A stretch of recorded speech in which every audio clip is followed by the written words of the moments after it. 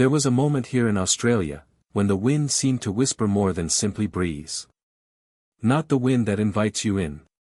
The wind that tells you something. The wind that arrives before the heat does, or before the flood does, or before the isolation settles in, like a weather system with no forecast and no end date. There are places in Australia that are extraordinary. And there are places that are extraordinary in the specific way that things are extraordinary when they are trying to tell you something and you are not listening. This is not a list of ugly places. There are no ugly places in Australia. This is a list of places where beauty and danger share the same address. Where the landscape is the most extraordinary thing you have ever stood inside, and where that same landscape will, with complete indifference, make your life genuinely difficult in ways that the photographs do not mention and the real estate listings do not include.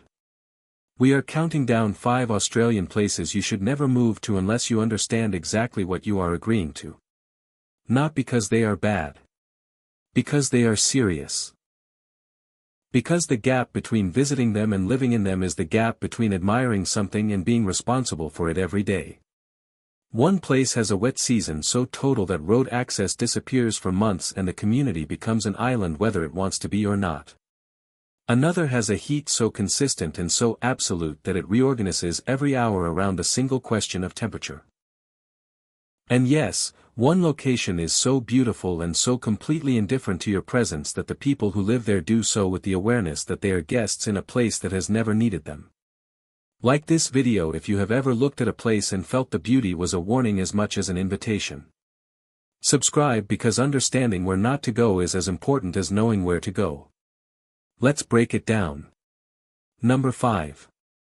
Fitzroy Crossing, Western Australia. Fitzroy Crossing sits on the Fitzroy River in the Kimberley of Western Australia, population around 1,000 people, and it appears on maps as a service stop on the Great Northern Highway between Broome and Halls Creek. A fuel point. A place to eat before the next long stretch of road. What the map does not show is that the Fitzroy River is one of the most powerful river systems in Australia, and when it floods completely and without negotiation. The 2023 floods were among the worst in recorded history. The bridge over the Fitzroy was destroyed, the community was cut off for months, and the rebuilding process was long and expensive and is still ongoing. This is not a 100-year event. This is a recurring fact of life in Fitzroy Crossing, and anyone who moves there without a clear understanding of what the wet season means in practical terms is moving into a situation for which no amount of enthusiasm for the Kimberley adequately prepares them. The beauty of the Kimberley is genuine and extraordinary.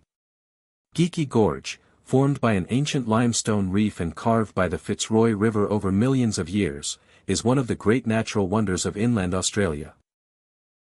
The river in the dry season is a ribbon of life through red country.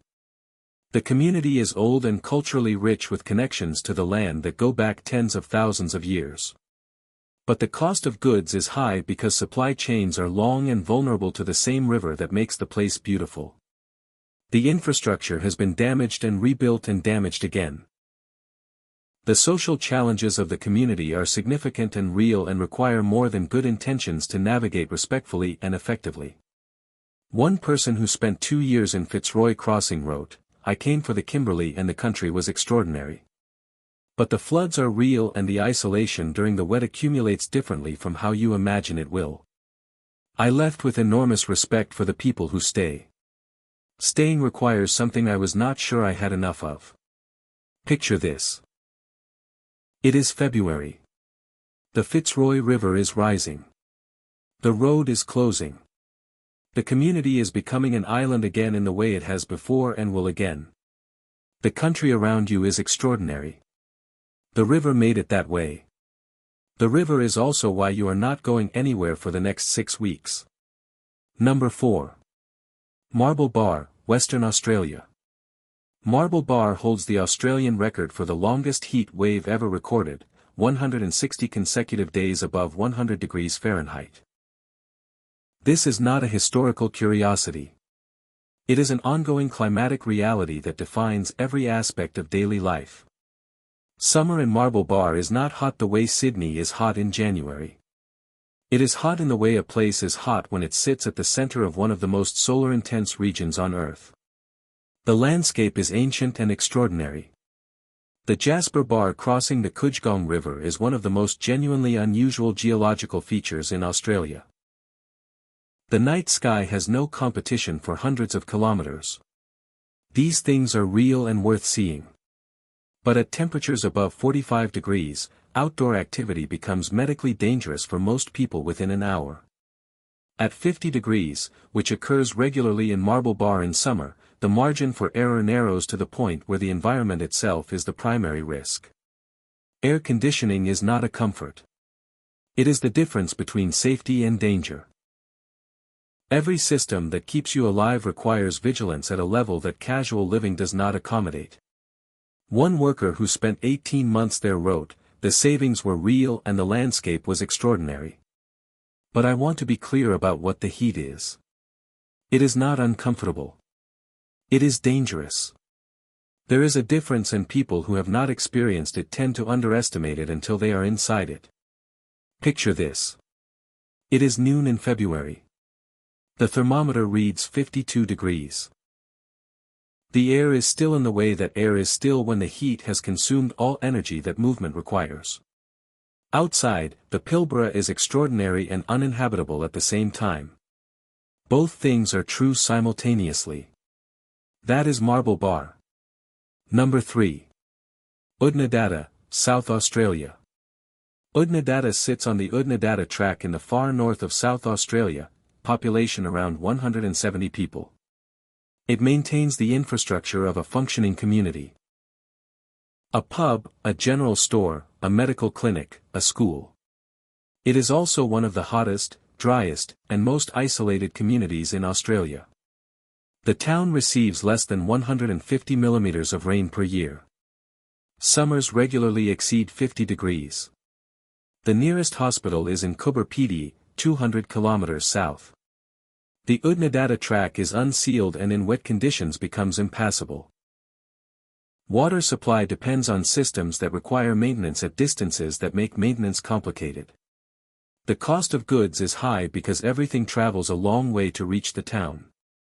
The landscape, the Gibber Plains, the dry lake beds, the ancient waterways of the Lake Eyre Basin, is the landscape of deep geological time made visible. The Pink Roadhouse is one of the great outback institutions in Australia. These things are genuine. One person who attempted to relocate wrote, "I lasted 4 months. It was not one thing, it was the accumulation. The heat arriving before I had adjusted from the previous week's heat. The water supply issue that took 6 days to resolve because the people who could fix it were far away and the road to reach them was corrugated. The drive to Coober Pedy for a medical appointment that could not be rescheduled and that cost me 8 hours of travel on an unsealed road in each direction. Each of these things individually is manageable by a person who has prepared for them. Together, arriving without preparation, they constitute a life that requires a specific kind of person with a specific kind of resilience. I discovered I was not that person. I respect enormously the people who are. They have earned the right to be there in a way I did not. Picture this. It is July, the mild season. And 170 people are living in one of the driest and most isolated places in Australia by choice and by commitment and by the knowledge that this is where they belong. You are deciding if you are one of them. The decision requires honesty about the difference between finding a place extraordinary and being equipped to live in it. Number 2. Nhulunbuy, Northern Territory. Nhulunbuy sits on the Gove Peninsula in northeast Arnhem Land, population around 3,000 people, on the edge of the Arafura Sea, surrounded by the protected lands of the Yalngu people.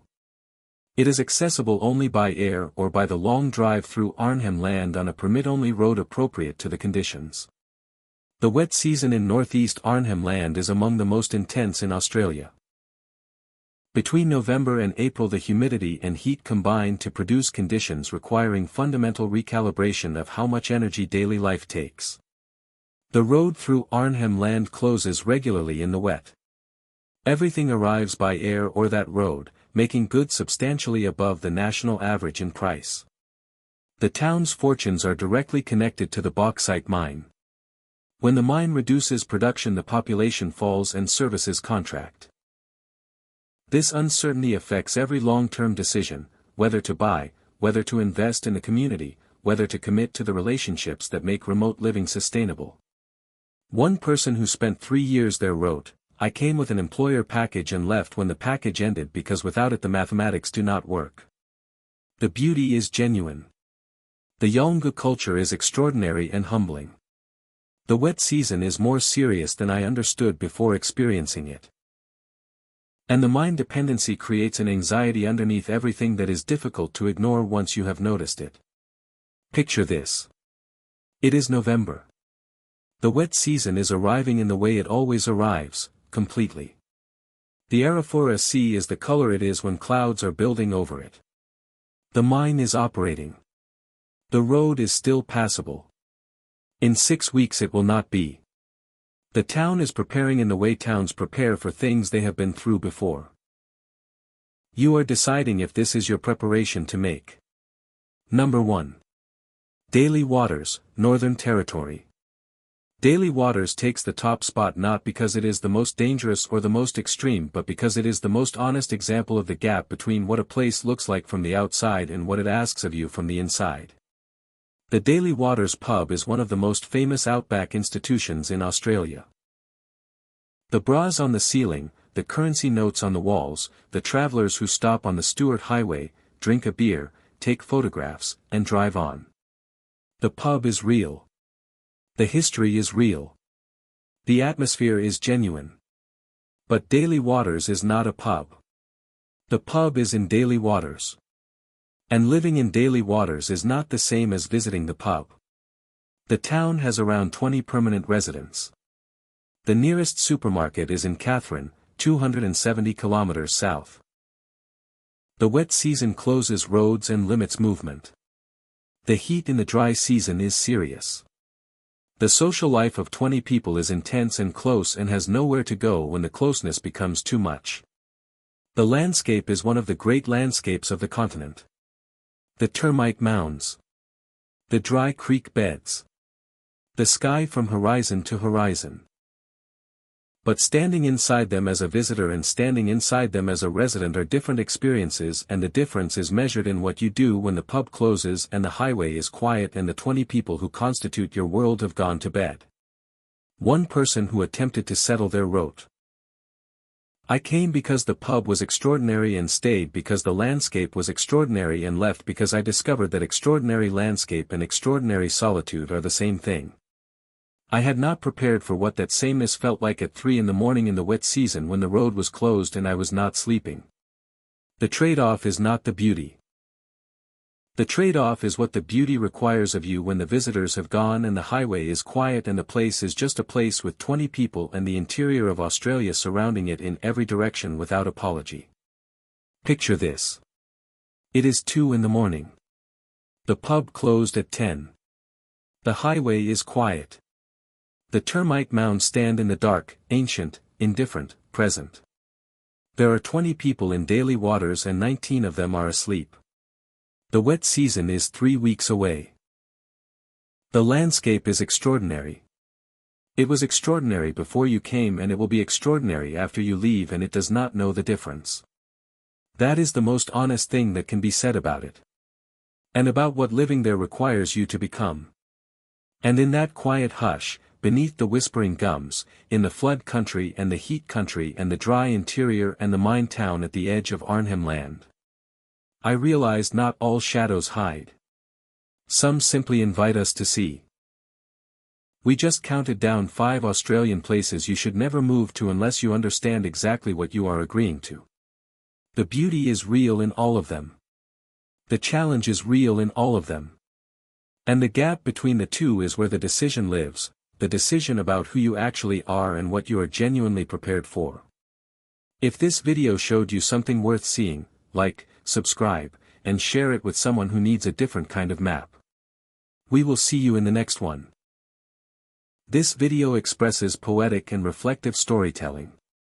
Information is based on publicly available sources and personal accounts. It does not offer safety, medical, or relocation advice.